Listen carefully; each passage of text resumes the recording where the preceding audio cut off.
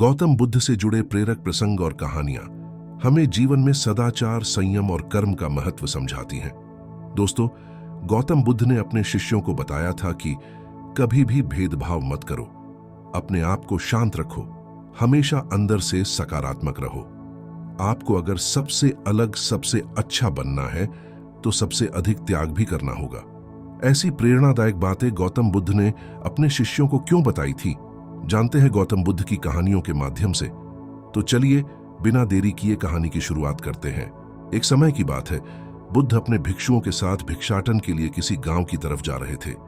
रास्ता थोड़ा संकरी था, बहुत से कांटे, पत्थर रास्ते में पड़े थे। तभी अचानक बुद्ध के पैरों में कांटा लग गया। कांटा इतनी जोर से लगा कि चुभते ही रक्त की धार बहने लगी।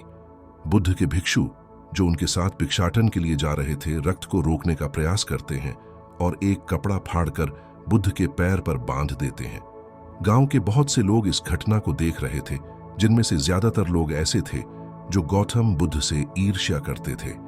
उन्होंने बुद्ध से कहा कि हम तो तुम्हें परम ज्ञानी समझते थे, सोचते थे तुम दुख और दर्द से ऊपर उठ चुके हो, लेकिन दर्द को तुम भी सहन नहीं कर सकते हो। तुम पाखंडी हो और ये आज सिद्ध हो चुका है।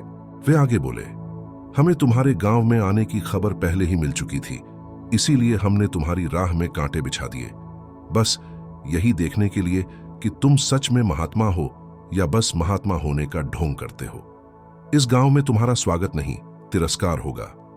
इस गांव में तुमको कोई भिक्षा नहीं मिलेगी। हम ढोंगी महात्मा को भिक्षा नहीं देते।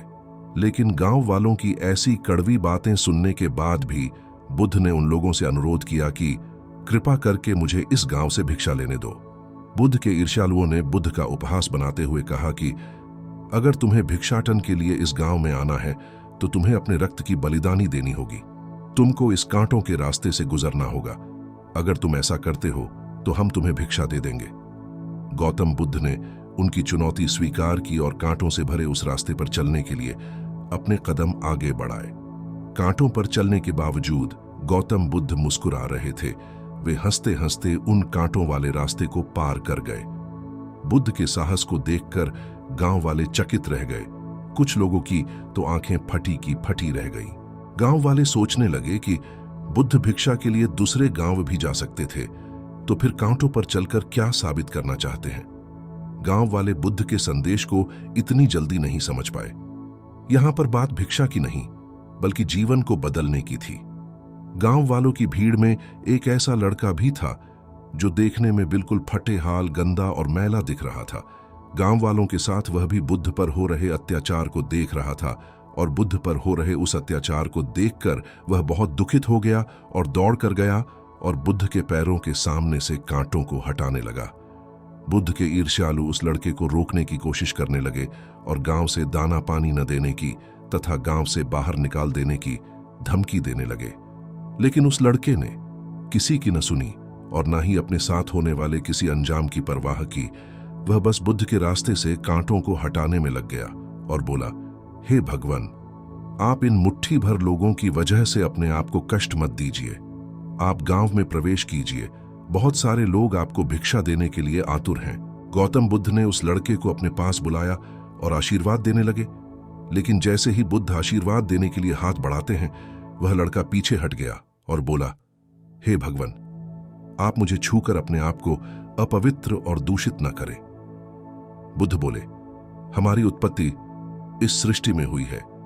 नदियों का पानी सभी की समान रूप से प्यास बुझाता है। खुले जंगलों की हवा भी भेदभाव नहीं करती है। खुला आसमान हमारे पिता के समान हमारी परवरिश करता है। सृष्टिकर्ता ने भी कोई भेदभाव नहीं किया है। फिर हम इंसान कौन होते हैं भेदभाव करने वाले? एक इंसान दूसरे इंसान में भेद करके ही अपने संबंधों को बिगाड़ता है। बुद्ध के वचन के बाद कुछ लोग कहते हैं कि अगर आप इतना ही कहते हैं तो इस लड़के को अपना भिक्षु क्यों नहीं बना लेते हैं? बुद्ध ने कहा कि अच्छा सुझाव है। गौतम बुद्ध ने उस लड़के से कहा कि अगर तुम चाहते हो तो तुम मेरा भिक्षु बन सकते हो। बुद्ध के आमंत्रण पर वह लड़का बौद्ध भिक्षु बनता है। इस पूरे कहानी में केवल उस लड़के का ही जीवन नहीं बदला, शेष सभी लोगों का जीवन रूपांतरित हुआ।